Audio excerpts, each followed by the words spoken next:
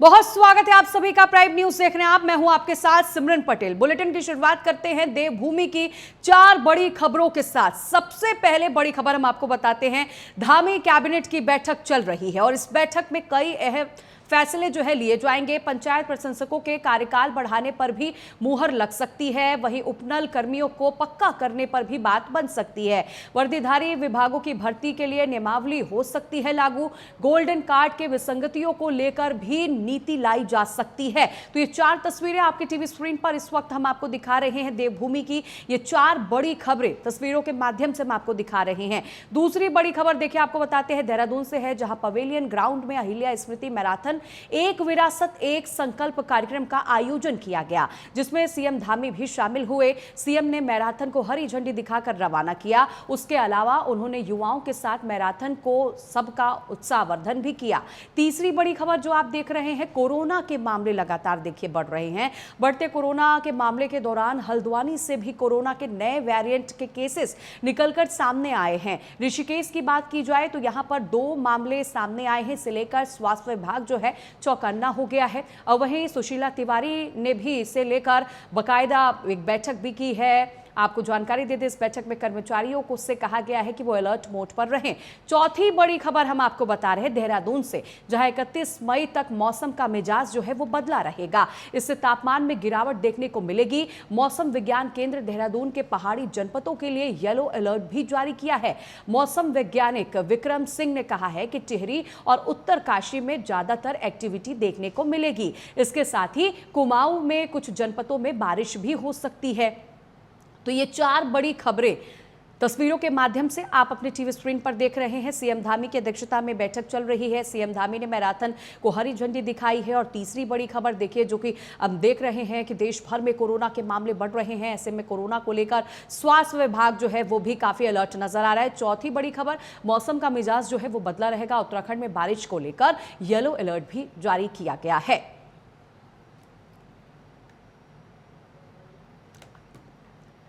तो ये तस्वीरें आपके टीवी स्क्रीन पर हम आपको दिखा रहे हैं। बैठक काफी महत्वपूर्ण चल रही है। उम्मीद जताई जा रही है कि इस बैठक में कई अहम फैसले भी लिए जा सकते हैं। और दूसरी तस्वीर जो आप देख रहे हैं, सीएम धामी ने मैराथन को हरी झंडी दिखाकर रवाना भी किया है। इस दौरान तमाम युवा भी उनके साथ शामिल हुए, जो मैराथन में भाग लेते हुए भी नजर आए हैं। तीसरी बड़ी खबर जो आप देख रहे हैं, कोरोना को लेकर अस्पतालों को अलर्ट पर रखा गया है। स्वास्थ्य विभाग जो है लगातार अलर्ट पर है। लोगों की टेस्टिंग भी की जा रही है, सैंपलिंग बड़े पैमाने पर किए जा रही है। क्योंकि देखिए, हमने देखा कि 2022 में किस तरह कोरोना के मामले निकलकर सामने आए थे। देश में लॉकडाउन की स्थिति भी बन गई थी। ऐसी स्थिति दोबारा ना बने, इसे लेकर स्वास्थ्य अमला पूरी तरह से अलर्ट नजर आ रहा है। अब खबरें विस्तार से। देहरादून से खबर है, जानकारी आपको लगातार दे रहे हैं कि धामी कैबिनेट की बैठक इस वक्त चल रही है। ये बड़ी जानकारी इस वक्त की, धामी कैबिनेट की बैठक जारी है। पंचायत प्रशंसकों का कार्यकाल बढ़ाने पर मुहर लग सकती है। साथ ही साथ उपनल कर्मियों को पक्का करने पर भी बात बन सकती है। वर्दीधारी विभागों के भर्ती नियमावली को लेकर लागू हो सकता है। वहीं गोल्डन कार्ड की विसंगतियों को लेकर भी लाई जा सकती है नीति। तो बैठक चल रही है, कैबिनेट की बैठक काफी महत्वपूर्ण है और इस बैठक में उम्मीद जताई जा रही है कि कई बड़े फैसले लिए जा सकते हैं। तो सीएम धामी की अध्यक्षता में बैठक चल रही है। ये कैबिनेट की बैठक है। और जानकारी आपको ये भी दे दें, आगामी पंचायत चुनाव के लिहाज से ये बैठक जो है काफी महत्वपूर्ण मानी भी जा रही है। पंचायत में तैनात प्रशंसकों का कार्यकाल समाप्त हो रहा है। ऐसे में पंचायतों में तैनात प्रशंसकों के कार्यकाल को 6 महीने की जगह 1 साल तक बढ़ाए जाने से संबंधित प्रस्ताव पर भी मुहर लग सकती है। इसके अलावा देखिए और कौन कौन से अहम विषय है जिस पर चर्चा हो रही है। इसके अलावा युवा नीति, महिला नीति समेत तमाम महत्वपूर्ण प्रस्तावों पर मुहर लग सकती है। तो ये उम्मीद जताई जा रही है। गोल्डन कार्ड विसंगतियों को लेकर भी नीति लाई जा सकती है। इसके अलावा देहरादून के कई क्षेत्रों में आपको बता दें कि फ्रीज की गई भूमि फ्रीज मुक्त किए जाने के संबंध में भी प्रस्ताव लाया जा सकता है। और साथ ही साथ प्रदेश के 8 शहरों में 23 खेल एकेडमी बनाने को लेकर भी यहां पर प्रस्ताव लाया जा सकता है। शिक्षकों के लिए नई ट्रांसफर पॉलिसी को भी लेकर चर्चा हो सकती है। तो ये तमाम अहम विषय हैं जो इस कैबिनेट की बैठक में विचार किया जा रहा है, इन पर चर्चा की जा रही है। उम्मीद जताई जा रही है कि कैबिनेट की बैठक में तमाम प्रस्तावों पर मुहर लग सकती है। तो बैठक चल रही है, धामी कैबिनेट की बैठक जारी है। उपनल कर्मचारियों को पक्का करने पर भी बात बन सकती है। तो धामी कैबिनेट की बैठक चल रही है और इस बैठक में पंचायत में तैनात प्रशासकों का कार्यकाल समाप्त हो रहा है। इसे बढ़ाने पर भी फैसला लिया जा सकता है। कार्यकाल को 6 महीने की जगह 1 साल तक बढ़ाए जाने संबंधित प्रस्ताव पर भी मुहर लगेगी। इसके अलावा युवा नीति, महिला नीति समेत तमाम महत्वपूर्ण विषय हैं जिस पर आज उम्मीद जताई जा रही है कि कैबिनेट की बैठक के बाद ये तस्वीरें निकलकर सामने आएंगी कि इस पर मुहर लग जाएगी। रजनीश दीक्षित ज्यादा जानकारी लिए हुए सहयोगी हमारे साथ फोन लाइन पर जुड़ रहे हैं। रजनीश, बैठक काफी महत्वपूर्ण है, कैबिनेट की बैठक जारी है, उम्मीद जताई जा रही है कि कई अहम फैसले लिए जा सकते हैं। रजनीश जी सिमरन, जैसा कि पहले से कयास लगाए जा रहे थे कि आज धामी कैबिनेट कई महत्वपूर्ण निर्णय लेगी, तो वही मीटिंग चल रही है। 11 बजे से बैठक चल रही है, अभी भी जारी है। बैठक के बाद थोड़ी देर बाद अभी प्रेस ब्रीफिंग भी होगी जिसमें इत्मीनान से बताया जाएगा कि सरकार ने आज कैबिनेट में किन किन प्रस्तावों पर मुहर लगाई है। आपको बता दें कि पहले से जो कयास लगाया जा रहा है वो ये था कि जो अभी पंचायत चुनाव होने, चूंकि उनका प्रशासकों का कार्यकाल समाप्त हो रहा है जी, तो ऐसी स्थिति में 6 माह की जगह 1 साल तक उनका कार्यकाल बढ़ाया जा सकता है। इसके अलावा युवा नीति, महिला नीति समेत तमाम प्रस्ताव हैं जिन पे आज मुहर लगने की उम्मीद है। आपको बता दें इसके अलावा जो खेल को बढ़ावा देने को लेकर 23 खेल अकादमी बनाने को लेकर भी एक लेगेसी प्लान ड्राफ्ट है जो आज कैबिनेट में रखा जा रहा है जी, सूत्र कॉलेज पता चला है। इसके अलावा जो शिक्षकों के लिए नई ट्रांसफर पॉलिसी बनाना है, नंदा गौरी योजना के लिए बालिकाओं को जो मिलने वाला वर्तमान लाभ है, उसके साथ में जो ग्रेजुएट या 12वीं के बाद जो स्किल्ड बेस्ड कोर्स पूरा करने के लिए कुल मिलाकर स्वावलंबी बने पहाड़ की बेटियां हैं, इनको लेकर भी कैबिनेट में आज प्रस्ताव आ सकता है। और इसके अलावा एक अहम प्रस्ताव है जो है उपनल कर्मचारियों के नियमितीकरण को लेकर, जिसको काफी लंबे समय से जिसकी मांग चल रही थी और उपनल कर्मियों ने हड़ताल भी की थी, अपनी मांग को पुरजोर तरीके से रखा था। तो ये तमाम मुद्दे हैं जिन पे आज देखना दिलचस्प होगा कि धामी सरकार मुहर लगाती है नहीं। लेकिन रजनीश, लंबे समय से उत्तराखंड में महिला नीति लागू करने की कवायद जो है वो चल रही थी, उम्मीद ये भी जताई जा रही है कि इस पर भी बड़ा फैसला आ सकता है। निश्चित रूप से, जैसा कि मैंने अभी आपको बताया कि महिला नीति पे आज कैबिनेट की मुहर लग सकती है। इससे पहले पिछली बार जो कैबिनेट हुई थी धामी की, तो उसमें ये हुआ कि जो महिलाओं को स्वावलंबी बनाने की योजनाएं आई थी उसमें 2000 महिलाओं को इंटरप्रेन्योरशिप डेवलप करने के लिए कैबिनेट ने मुहर लगाई थी। उसके एग्जीक्यूशन में भी संशोधन किया गया था। तो आज महिला नीति को लेकर भी सबकी निगाहें हैं कि धामी सरकार क्या फैसला लेती है कैबिनेट में। बिल्कुल रजनीश, बैठक चल रही है और अब ये बैठक के बाद देखना होगा कि क्या कुछ महत्वपूर्ण फैसले जो है इस बैठक में लिए गए हैं। फिलहाल रजनीश, बहुत शुक्रिया आपका जानकारी देने के लिए। खबरों में आगे बढ़ेंगे। देहरादून के पवेलियन ग्राउंड में अहिल्या स्मृति मैराथन एक विरासत एक संकल्प कार्यक्रम का आयोजन किया गया, जिसमें सीएम धामी भी शामिल हुए और सीएम ने मैराथन को हरी झंडी दिखाकर रवाना किया है। इसके अलावा उन्होंने युवाओं के साथ मैराथन में सबका उत्साहवर्धन भी किया है। इस मौके पर सीएम धामी ने कहा कि इस प्रकार के आयोजन जो है समाज में जागरूकता और एकता लाने के लिए काफी महत्वपूर्ण है। साथ ही स्वस्थ समाज हो, इसका निर्माण हो सके, इसके लिए भी इस तरह के आयोजन बहुत जरूरी है। इस मौके पर बीजेपी प्रदेश अध्यक्ष, महामंत्री, मेयर, महानगर अध्यक्ष समेत अन्य लोग भी मौजूद रहे। तो मैराथन को हरी झंडी दिखाकर सीएम धामी ने रवाना भी किया और खुद भी मैराथन में देखिए शामिल होते हुए नजर आए हैं सीएम धामी। और इसी के साथ सीएम ने वहां पर मौजूद युवाओं का उत्साहवर्धन भी किया है। सीएम ने कहा कि इस प्रकार के आयोजन जो है समाज में जागरूकता, एकता और स्वस्थ समाज के निर्माण करने के लिए काफी जरूरी है। आपको जानकारी ये भी दे दें कि इस मौके पर बीजेपी के अध्यक्ष, महामंत्री, मेयर, महानगर समेत तमाम लोग भी मौजूद रहे।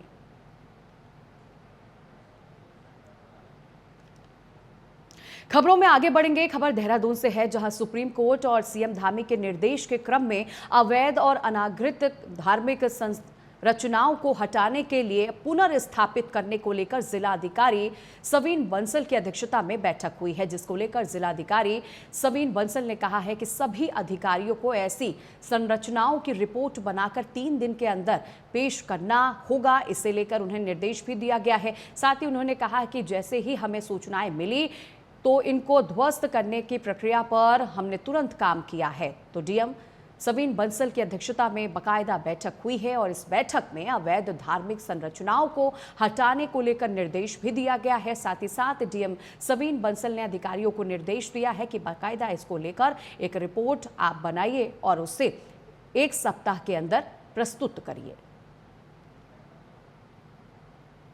कोर्ट के भी और हमारे ऑनरेबल सीएम साहब का भी संकल्प है कि हमारे जितने पब्लिक एसेट्स हैं, जो क्रिटिकल इंस्टीट्यूशंस हैं पब्लिक इंपॉर्टेंस की, they should be free of encroached religious structures. ये निर्देश पहले भी डिपार्टमेंट्स को प्रदान किए जाते रहे हैं। चाहे रिलीजियस स्ट्रक्चर्स हैं, चाहे कमर्शियल हैं, चाहे आवासीय हैं, किसी भी तरह की इंक्रोचमेंट से इन सब पब्लिक एसेट्स को, लैंड को फ्री हमको करना है। उसके लिए डिपार्टमेंट इज इक्वली रिस्पॉन्सिबल। सो जैसे ही हमें ये सूचनाएं प्राप्त होंगी तो उसमें निर्धारित प्रक्रिया है उनको डिमोलिश। खबर देहरादून से है, जहां बीजेपी के विधायक आदेश चौहान को सीबीआई कोर्ट ने 1 साल की सजा सुनाई है। इसी के साथ 2 पुलिसकर्मियों को भी इस पूरे मामले में सजा सुनाई गई है, जिसको लेकर प्रदेश अध्यक्ष महेंद्र भट्ट ने कहा कि मामला कोर्ट में था और कोर्ट ने सजा सुनाया है, और जिसको लेकर विधायक ने स्वीकार भी किया है। साथ ही उन्होंने कहा कि आदेश चौहान बहुत ही सुलझे हुए नेता है। साथ ही वो आगे कहते हुए नजर आए कि ये एक पारिवारिक मामला है जिसमें ये सजा सुनाई गई है। तो 2 पुलिसकर्मियों को भी सजा सुनाई गई है, और जानकारी आपको ये भी दे दें कि विधायक ने बाकायदा इस पूरे फैसले को स्वीकार भी किया है। आदेश चौहान को सीबीआई कोर्ट ने 1 साल की सजा सुनाई है। उनके साथ साथ पुलिसकर्मियों को भी इस पूरे मामले में सजा सुनाई गई है, और इसको लेकर प्रदेश अध्यक्ष महेंद्र भट्ट का भी बयान सामने आया। उन्होंने कहा ये पूरा मामला जो है कोर्ट में था, और कोर्ट ने जो सजा सुनाया है इसे लेकर विधायक ने भी स्वीकार किया है। साथ ही साथ वो कहते हुए नजर आए हैं कि आदेश चौहान जो है बहुत ही सुलझे हुए नेता है, और ये एक पारिवारिक मामला था जिस पर सुनवाई हुई है, जिसमें सजा सुनाई गई है। देखिए, जब कोई विषय न्यायालय में आकर सजा मिलती है, उस सजा को उन्होंने शायद स्वीकार किया है, और ये तो हम अपेक्षा करते हैं कि हमारे विधायक ऐसे किसी भी कार्य में संलिप्त न हो जिसके कारण उनकी छवि को नुकसान हो। और आदेश जी हमारे बहुत सुलझे विधायक है। ये ठीक है कि पारिवारिक मामले होते हैं तो इस प्रकार की विषय निर्माण होती है, उस निर्माण के तो उनको सजा मिली है, सजा के आधार पर उन्हें जमानत मिली हुई है। ये संगठन विषय नहीं बनता, पारिवारिक झगड़े संगठन के दायरे में नहीं आते। संगठन केवल मार्गदर्शन कर सकता है। खबर देहरादून से है, जहां पर चारधाम यात्रा लगातार चल रही है, जिसे लेकर लाखों श्रद्धालु जो है चारधाम यात्रा में पहुंचकर दर्शन भी कर रहे हैं। इसको लेकर प्रदेश प्रवक्ता गरिमा महारा दौसानी ने कहा है कि बीकेटीसी के पूर्व अध्यक्ष अजेंद्र अजय ने चारधाम यात्रा में अव्यवस्थाओं की बात कही है, और बीकेटीसी के पूर्व अध्यक्ष अजेंद्र अजय ने पर्यटन सचिव सचिन कुर्वे को इसके लिए जिम्मेदार भी माना है। तो वहीं दूसरी तरफ प्रदेश अध्यक्ष महेंद्र भट्ट ने जमकर पलटवार भी किया है, और उन्होंने पलटवार करते हुए कहा कि चारधाम यात्रा बहुत ही सुखद चल रही है। साथ ही उन्होंने कहा कि सीएम धामी चारधाम यात्रा को लेकर समय समय पर अधिकारियों के साथ बैठक भी करते रहते हैं, लगातार वो मॉनिटरिंग भी कर रहे हैं। इसी के साथ उन्होंने कहा है कि अधिकारियों को हमें आदेश भी दे रहे हैं, अधिकारियों संज्ञान भी अधिकारी लेते हुए नजर आ रहे हैं। चारधाम यात्रा जो है अच्छे तरीके से चल रही है। तो चारधाम यात्रा पर सियासत जहां एक और जारी है, तो वहीं पलटवार करते हुए बयान भी सामने आ गया है। बीजेपी की तरफ से कहा जा रहा है कि चारधाम यात्रा जो है सुचारू रूप से चल रही है। कांग्रेस प्रवक्ता ने चारधाम यात्रा को लेकर तंज कसा था। बिल्कुल, मैं भी यही कहना चाहती हूँ अजेंद्र अजय जी से कि जब आप बीकेटीसी के अध्यक्ष थे तो कौन सा यहाँ चाक चौबंद थी व्यवस्थाएं। हमने व्यवस्थाओं को ताश के पत्तों की तरह ढहते हुए देखा है। हमने अव्यवस्थाओं पूरी तरह से चरमरा गई थी पिछले वर्ष तो चारधाम यात्रा, और कोई संख्या बाहर नहीं निकल पाई, कोई भी आंकड़ा सामने नहीं आ पाया। तो आप अपने रहते हुए तो व्यवस्थाओं को सुधार नहीं पाए। अब कहीं ना कहीं ये फ्रस्ट्रेशन लग रहा है, ये बौखलाहट लग रही है कि कोई दूसरा अध्यक्ष बन गया है तो आप अव्यवस्थाओं की ओर इंगित कर रहे हैं। लेकिन हाँ, हमारा हाल ये हो गया है कि आसमान से गिरे हैं और खजूर में अटके हैं। पहले आप माशाअल्लाह थे, और अब जो है हेमंत द्विवेदी के बनने से तो सुभान अल्लाह जैसी स्थिति हो गई है। देखिए, इस समय जो यात्रा चल रही है वो यात्रा प्रभावशाली यात्रा के रूप में कह सकते हैं। बीच में जब पहलगाम की घटना हुई उसके बाद निश्चित रूप से दिक्कतें आई थी। अभी यात्रा अच्छे रूप में चल रही है। ये ठीक है कि किस अधिकारी किस रूप में उसको संज्ञान लेना चाहिए, मुख्यमंत्री का विषय। महेंद्र भट्ट, अजेंद्र अजय और तुम्हारे कोई भी व्यक्ति किसी अधिकारी को संज्ञान लेने के लिए दायरे के अंदर ही कह सकते हैं, लेकिन मुख्यमंत्री लगातार उसकी मॉनिटरिंग कर रहे हैं, और यात्रा हमारी बहुत व्यापक और प्रभावी रूप से चल रही है। खबरों में आगे बढ़ेंगे। खबर देहरादून से है, जहां उत्तराखंड के पंचायतों के कार्यकाल समाप्त होने के बाद लंबे समय से प्रशंसकों को कमान सौंपी गई थी, लेकिन अब उनकी समय सीमा भी समाप्त होने वाली है, जिसको लेकर कोर्ट ने भी सरकार को जल्द पंचायत चुनाव कराने के निर्देश जारी किए हैं। तो ऐसे में पंचायत चुनाव को लेकर प्रदेश अध्यक्ष महेंद्र भट्ट ने कहा कि पार्टी चुनाव के लिए पूरी तरह से तैयार है और हाल ही में पंचायतों की वोटर लिस्ट भी जारी हुई है, उसे पार्टी के कार्यकर्ता चेक कर रहे हैं। साथ ही उन्होंने कहा कि जल्द ही पार्टी पर्यवेक्षकों की टीम ग्रामीण क्षेत्रों में भेजेगी और चुनाव तैयारी को और आगे बढ़ाया जाएगा। तो चुनाव कराने का आदेश जो है, देखिए, कोर्ट की तरफ से भी सरकार को दिया गया। कोर्ट ने इसके लिए बाकायदा आदेश भी जारी किया है और इसको लेकर प्रदेश अध्यक्ष महेंद्र भट्ट ने कहा कि पार्टी चुनाव के लिए पूरी तरह से तैयार है। हाल ही में पंचायतों की वोटर लिस्ट भी जारी की गई है, उसे पार्टी के कार्यकर्ता जो है बाकायदा चेक कर रहे हैं। उन्होंने ये भी कहा कि जल्द ही पार्टी पर्यवेक्षकों की टीम जो है ग्रामीण क्षेत्रों में जाएगी और चुनाव तैयारी को आगे भी बढ़ाया जाएगा और जल्द से जल्द चुनाव कराया जाएगा। देखिए, हमने कार्यक्रम दे दिया है। अभी वोटर लिस्ट पंचायत ने जारी की है। उस वोटर लिस्ट में जिनके नाम नहीं चढ़े हुए हैं, हमने कार्यकर्ताओं से कहा वो नाम चढ़ाएं। बहुत जल्दी हम पंचायत लिस्ट परीक्षकों की टोली भेजने वाले हैं और भारतीय जनता पार्टी इस बार प्रत्येक ग्राम पंचायत में अपने कार्यकर्ताओं को चुनाव लड़ाएगी। हर पंचायत में हमारा प्रधान लड़े, पीडीसी क्षेत्र है वहाँ पे हम पार्टी कैंडिडेट घोषित नहीं करते, लेकिन हर बीडी क्षेत्र में हमारे प्रत्याशी चुनाव लड़े और जिला पंचायत में पार्टी जब विधिवत रूप से प्रत्याशी की घोषणा करेगी, सिंबल तो नहीं मिलता है लेकिन विधिवत घोषणा करते हैं और हम पिछली बार भी अधिकतम पंचायतों जीतते थे। इस बार